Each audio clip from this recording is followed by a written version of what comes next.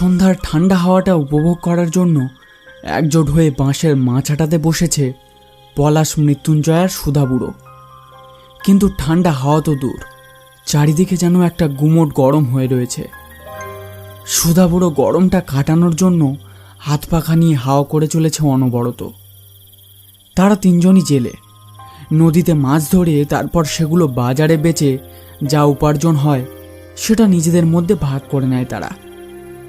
একটাই নৌকা তাদের, তাই তিনজন একসাথেই মাছ ধরে। এই গরমে আর টেকা যাচ্ছে না, হাওয়া করে করে হাত ব্যথা হয়ে গেল। এই শোন তোরা, কাল হাট বসবে, একটু তাড়াতাড়ি বেরোতে হবে বুঝলি। তোরা আবার ঘুমিয়ে পড়িসনি যেন কালকে। না না কাকা, আমি কাল তাড়াতাড়ি পৌঁছে যাব। ভোরের দিকে উঠে সোজা হাঁটা দেবো ঘাটের দিকে। ও নিয়ে চিন্তা করো না তুমি একদম। আমিও তাড়াতাড়ি পৌঁছে যাব, আমাকে নিয়ে চিন্তা করতে হবে না। আচ্ছা ঠিক আছে, তাহলে ওই কথাই রইল।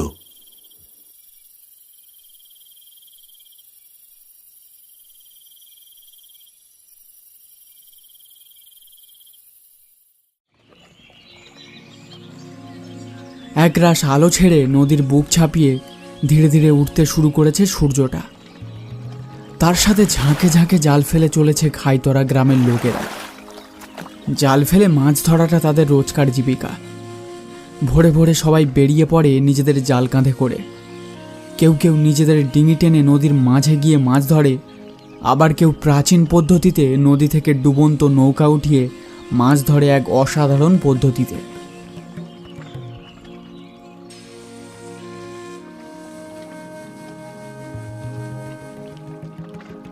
পলাশ, মৃত্যুঞ্জয় আর সুধাবুড়ো নিজেদের নৌকাটা ডাঙায় বেঁধে রেখে মাছ ভর্তি জালটা কাঁধে নিয়ে চলতে শুরু করেছে হাটের উদ্দেশ্যে। এমন সময় নরেন নিজের জালটা কাঁধে নিয়ে হেলতে দুলতে এগিয়ে আসে তাদের দিকে। কি গো মৃত্যুঞ্জয় দা, আজ তো অনেক মাছ হয়েছে দেখছি তোমাদের। ভালোই তো বেচাকেনা হবে আজকের হাটে, কি বলো? নরেনের কথায় মুখ ভার হয়ে যায় মৃত্যুঞ্জয়ের। সে যেন সম্মত হতে পারছিল না নরেনের এই কথায়। তাই নাকি? তা তুই কি কম মাছ ধরেছিস নাকি? তোর মাছ তো তোর একার, তুই একাই লাভের টাকাটা পাবি, আর আমাদের তো ভাগের মাছ, আমরা তিনজন মিলে ভাগ পাবো লাভের টাকাটা। তাইলে লাভটা কার হবে শুনি? হে হে হে, এই চড়ছো কেন হে মৃত্যুঞ্জয় দা? আমি তো মজা করে বললুম কথাটা। যাকে, তোমরা হাটের দিকে যাচ্ছ তো, আমিও যাব হাটে। কিন্তু এই ফটকেটা যে কোথায় গেল খুঁজে খুঁজে হয়রান হয়ে যাচ্ছি। কে জানে, একা মাছ ধরছে বোধ হয়। কেন রে, ফটিক আজ তোর সাথে মাছ ধরতে আসেনি? না গো কাকা, আমার মনে হচ্ছে ফটকেটা বোধ হয় পাঁকজলার দিকে গিয়েছে মাছ ধরতে। সে কি রে, ওই জলাটা তো অভিশপ্ত জলা, আর তার উপর ওই জলাতে আবার কুমিরও আছে। সেটা জেনেও কোন আনন্দে গেল পাক জলার দিকে মাছ ধরতে? আর তুই বা জানলি কি করে যে ও পাক জলার দিকে গিয়েছে? আরে সত্য আর ফটকেটা কাল রাতে আমাকে এড়িয়ে নিজেদের মধ্যে কি একটা শলা পরামর্শ করছিল। কানাঘুষো শুনলুম আজ ভোরে নাকি ও আর সত্য পাঁকজলার দিকে গেছে। ও গেছে, যাকগে, আমার কি। তা কাকা, তোমরা কি আজ এখানে দাঁড়িয়ে বেলাটা কাভার করে দেবে ভাবছো নাকি? হাট যে শুরু হয়ে যাবে, সেখানে পৌঁছতে হবে তো নাকি? হ্যাঁ চলো কাকা, আর দেরি করাটা ঠিক হবে না।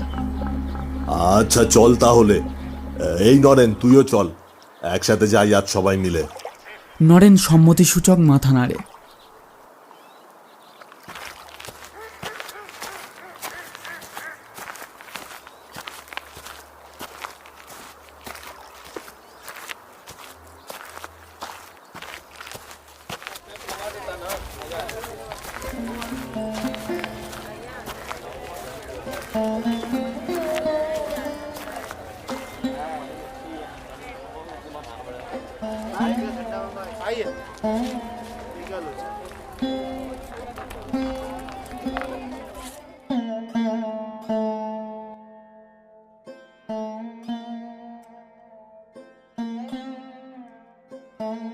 হাটের শেষে পলাশ আর সুধাবুড়ো বসে আছে বাঁশের মাচাতে। গ্রামের কিছু ছোকরা বৃদ্ধ মিলিয়ে হয় এই আড্ডাটা, কিন্তু আজ কারোর পাত্তা নেই। সকলে যেন ভুলেই গেছে সন্ধ্যের গল্পের আড্ডার কথাটা। সুধাবুড়ো বসে তামাক খাচ্ছিল। পেশায় তিনি জেলে, কিন্তু তিনি আরও একটা বিদ্যা জানেন, যেটা হলো ওঝাবিদ্যা। কিন্তু তিনি ওঝাগিরি করে কারুর থেকে আজ পর্যন্ত একটা টাকাও নেননি। কেউ টাকা দিতে চাইলে তিনি বলতেন, ধুর পাগলা, টাকা নিয়ে ওঝাবিদ্যাটাকে আমি অসম্মান করতে পারবো না। তুই বরং টাকাটা নিয়ে বুড়ো ঠাকুরের পুজো দিস। বুড়ো ঠাকুর সহায় হলেই সবার মঙ্গল। সুধাবুড়ো বলতেন মাছ ধরেই তার একার দিন চলে যায়। একা মানুষ, বিয়ে করেননি তিনি। গ্রামের ছোটোখাটো বিপদে সব সময় সবার পাশে থাকেন, তাই গ্রামের লোকেরা তাকে খুব শ্রদ্ধা করে। কাকা, আজ কি কেউ আসবে না নাকি? আজ তো বুড়ো ঠাকুরের পুজো নিয়ে একটা আলোচনা ছিল, সেটা কি সবাই ভুলে গেল নাকি বলো তো? আর এই মৃত্যুঞ্জয়দা আবার কোথায় গেল বলো তো? তারও তো কোনো পাত্তা নেই দেখছি। কি জানি, আমিও তো তাই ভাবছি। এবারেও প্রত্যেকবারের মতো চাঁদা সংগ্রহ করার দায়িত্বটা ভাবছিলাম মৃত্যুঞ্জয়কেই দেব, কিন্তু ওর তো কোনো পাত্তাই নেই। ওর বদলে তুই দায়িত্বটা নিয়ে নিস ভাবধন, বুঝলি? সেটা নিয়ে তুমি চিন্তা করো না কাকা, ওতে আমার কোনো আপত্তি নেই, আমি সব দেখে নেব। এমন সময় মৃত্যুঞ্জয় হন্তদন্ত হয়ে মাচার সামনে এসে দাঁড়ায়। তারপর যেন সে হাঁপাতে হাঁপাতে বিচলিত স্বরে বলে ওঠে, কাকা, জলার পাড়ে নাকি সত্যকে দেখা গিয়েছে, কিন্তু ফটিকের কোনো খোঁজ নেই। সত্য নাকি পাগলের মতো অবস্থা হয়ে গেছে। সবাই ওই জলার পাড়ের দিকেই গেছে। আমি ওই দিকেই যাচ্ছি, তোমরাও চলো। ওরা তিনজন হন্তদন্ত হয়ে জলার কাছে এসে পৌঁছায়। জলার পাড় থেকেই ওরা মোটা গাছটার কাছে বেশ কিছু ভিড় দেখতে পায়। ভিড় পেরিয়ে ওরা সামনে এগিয়ে গিয়ে দেখে সত্য গাছের গোড়ায় বসে পাগলের মতো আচরণ করে চলেছে। দুটো হাত তুলে সে একভাবে মাথা চাবড়াচ্ছে আর এক কথায় আউড়ে চলেছে, ফটিককে টেনে নিল, ফটিককে টেনে নিল, রক্ত, রক্ত, কত রক্ত, ফটিককে টেনে নিল, কত রক্ত। ভিড়ের মধ্যে কত লোক কত কথা বলা বলি করে চলেছে। পলাশ সত্যকে কিছু বলতে যাচ্ছিল, কিন্তু সুধাবুড়ো তার কাঁধে হাত রেখে তাকে থামিয়ে দিয়ে নরম স্বরে বলে ওঠে, থাক থাক, কিছু জিজ্ঞেস করিস না এখন। মনে হচ্ছে ও মর্মান্তিক কিছু দেখে ফেলেছে। ওকে আর ঘাটিয়ে লাভ নেই। তুই বরং নরেনকে সামলা। নরেনের চোখে জল। মনে মনে সে প্রচণ্ড কষ্ট পেয়েছে এই আকস্মিক দুর্ঘটনায়। কষ্ট পাওয়ারই কথা, ফটিক যে তার অনেক দিনের পুরনো মাছ ধরার সঙ্গী ছিল। হঠাৎ করে কি থেকে যে কি হয়ে গেল।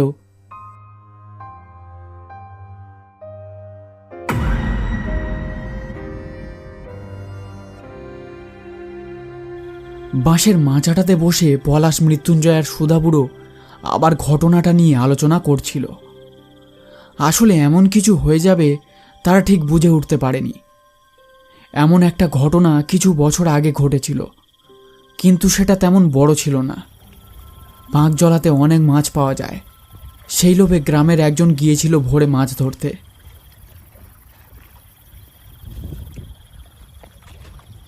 সেখানেই সে একটা কালো ছায়া দেখতে পায় জলায়। সেটা দেখে সে আকস্মিক ভয় পেয়ে যায়, কিন্তু তার কোনো ক্ষতি হয় না। তারপর গ্রামের কেউই ওই জলাতে যেতে সাহস পেত না। বেশ কিছুদিন আগেই জানা গেছিল যে ওই কালো ছায়াটা আসলে কুমিরের ছিল, কিন্তু সেটা জেনেও বাকি গ্রামের বৃদ্ধরা কত আগে থেকে ছড়িয়ে দিয়ে গেছিল যে ওই জলাটা অভিশপ্ত। ওই জলায় নামলে কেউ বেঁচে ফেরে না। বুঝলে কাকা, আমার মনে হয় এই সত্যদা মিথ্যে বলছে। আমার কেমন যেন একটা সন্দেহ হচ্ছে। ঠিক বলেছিস, আমারও কেমন একটা সন্দেহ হচ্ছিল। নৌকার উপর কুমির উঠে ফটিককে টেনে নিল আর সত্যকে ছেড়ে দিল। সন্দেহজনক ঘটনাটা। আরে বোকার হদ্দরা, এও তো হতে পারে যে ফটিক জাল ফেলে মাছ ধরছিল, আর সেই সময় কুমিরটা এসে জালে টান দিয়ে ফটিককে জলে ফেলে দেয়। তারপর বাকিটা আর যাই হোক কাকা, নরেনের যে একটা খোঁজ নেওয়া দরকার। হয়তো সে ভয়ে পাকজলার আশেপাশের কোনো একটা ডাঙায় উঠে আছে। সেটার তো একটা খোঁজ নিতে হবে নাকি? আরে পাগল হলি নাকি? সত্য কি আউড়ে যাচ্ছিল শুনিসনি? রক্ত দেখেছে, তার মানে কুমির ওকে টেনে নিয়েছে জলার ভিতরে। তারপর আর কি কিছু বলার থাকে নাকি? মৃত্যুঞ্জয় এবার একটু চুপ হয়ে যায়। সে যেন মন মরা হয়ে পড়ে সুধাবুড়োর এই কথায়। সেটা লক্ষ্য করে পলাশ মৃত্যুঞ্জয়কে বলে, কি গো মৃত্যুঞ্জয় দা, তুমি কেমন মন মরা হয়ে পড়লে যে বড়? কিছু ভাবছো নাকি?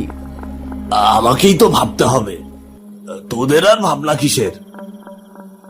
সুধাবুড়ো এই কথাটা শুনে একটু অবাক হয়ে যায়। কেন রে, কি হলো তোর আবার? এমন করে বলছো যেন কিছুই জানো না। তোমাদের কারো সংসার নেই, কিন্তু আমার সংসার আছে।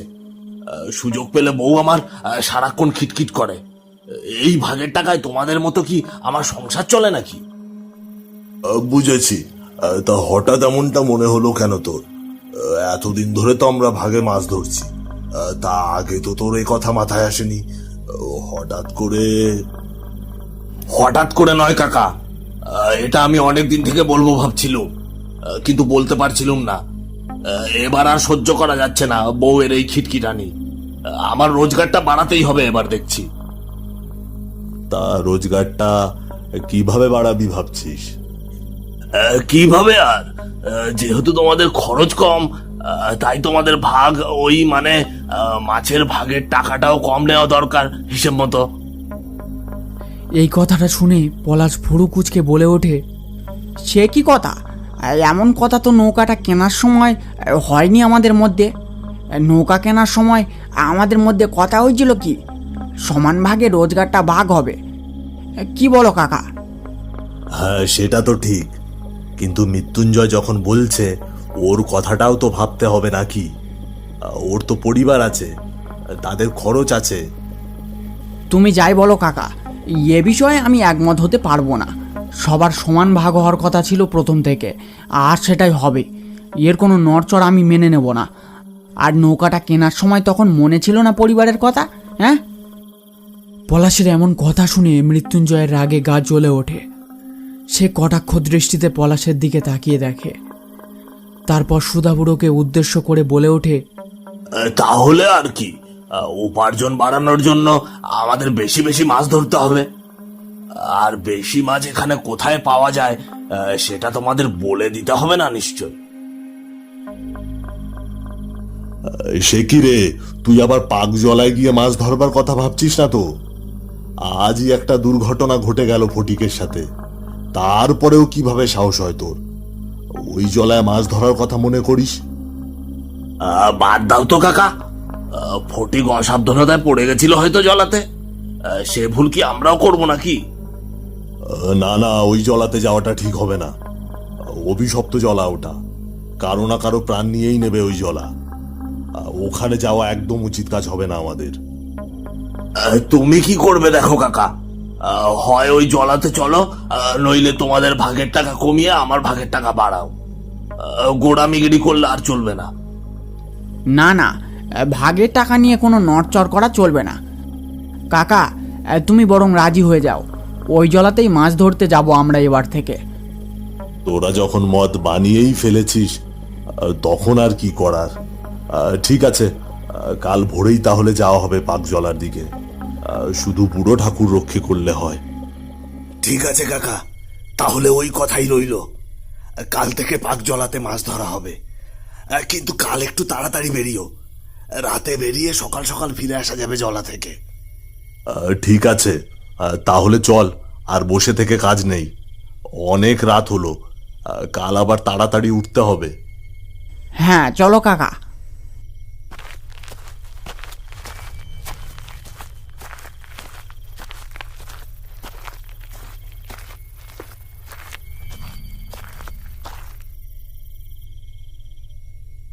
রাতে শোবার সময় সুধাবুড়ো পাঁক জলার কথা ভাবতে ভাবতে একসময় ঘুমিয়ে পড়ে।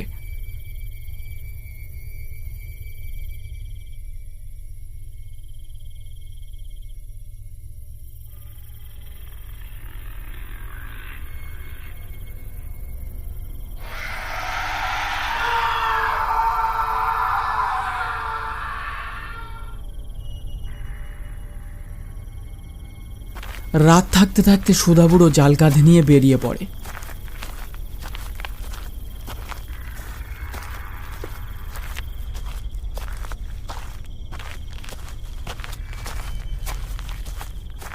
নদীর ঘাটে পৌঁছে সুধাবুড়ো দেখে পলাশ আর মৃত্যুঞ্জয় দাঁড়িয়ে আছে ঘাটে।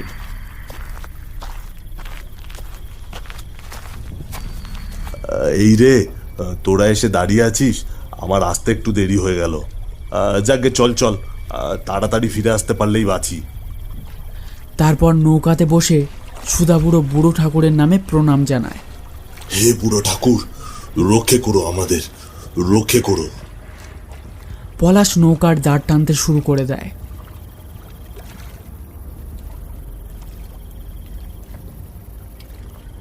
চারিদিকে একটা ঠান্ডা হাওয়া বয়ে চলেছে। নৌকাতে মৃত্যুঞ্জয় বসে কি যেন একটা ভেবেই চলেছে। সেটা পলাশ দাঁড় টানতে টানতে লক্ষ্য করে। কি গো মৃত্যুঞ্জয় দা, অমন বসে থাকলে হবে? একা দাঁড় টানতে টানতে হাঁপিয়ে যাচ্ছি যে, তুমিও হালটা ধরো। হ্যাঁ, আরে চলেই তো এসেছি, আর মাত্র একটু পথ। তুই বাকিটা টান না, ফেরার পথে আমি হালটা ধরবো না হয়। পলাশের এবার একটু রাগ হতে শুরু করলো। নিজে ডেকে আনবে, আবার কাজের বেলা অষ্টরম্বা। কিন্তু দেখো, বাবুর ভাগের টাকাটা আবার বেশি চায়। হ্যাঁ,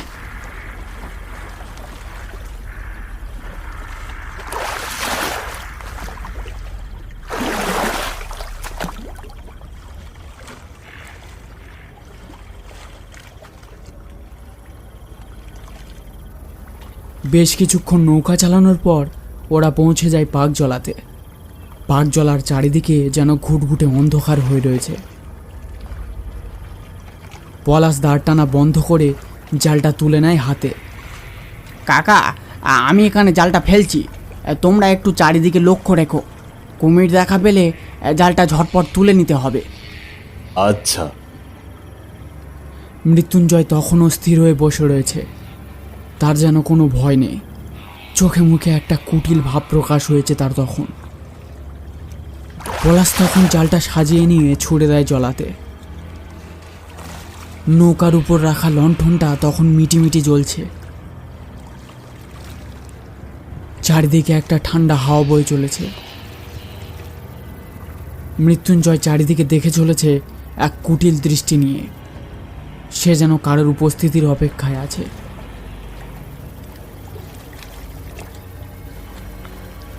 চারিদিকে দেখতে দেখতে হঠাৎ সুধাবুড়োর চোখ একদিকে গিয়ে আটকে যায়। দূরে ওটা কি দেখা যাচ্ছে? কুমির নাকি? একটা কালো বস্তু জলার কাদা জল চিরে এগিয়ে আসছে ওদের দিকে। সুধাবুড়ো ভয়ে চেঁচিয়ে ওঠে।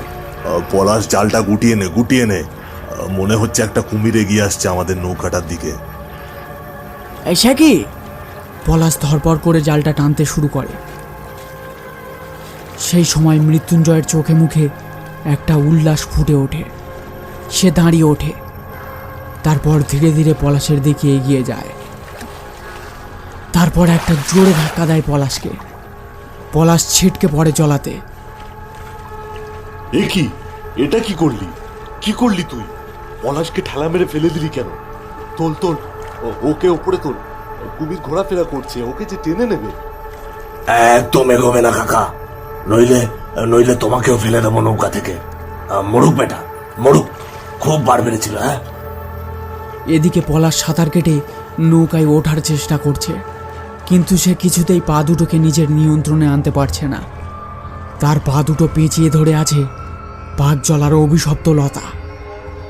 এক সময় হাতের জোর কমে আসে পলাশের। সে পাকজলাতে তলিয়ে যেতে শুরু করে। সুধাবুড়োর চোখে জল চলে আসে। এ কি করলি তুই? ছেলেটাকে মেরে ফেললি। বেশ করেছি, এবার তোমার পালা। ভেবেছিলাম তোমায় ছেড়ে দেবো, কিন্তু তোমাকে ছাড়লে চলবে না। কোনো প্রমাণ রাখা যাবে না। একাই নৌকাটা দিয়ে মাছ ধরবো আর ব্যবসা করবো। মৃত্যুঞ্জয় ধীরে ধীরে এগোতে থাকে সুধাবুড়োর দিকে। হঠাৎ ঝপাস করে একটা শব্দ হয়। জলের নিচে থেকে বেরিয়ে আসে একটা বীভৎস মূর্তি। শরীরটা পলাশের মতো, কিন্তু কিন্তু সেটা আদৌ পলাশ নয়। কি বীভৎস রূপ তার! ভয়ে জড়সড় হয়ে পড়ে মৃত্যুঞ্জয় আর সুধা বুড়ো। কি কি কি কি এটা? এটা কি পলাশ নাকি?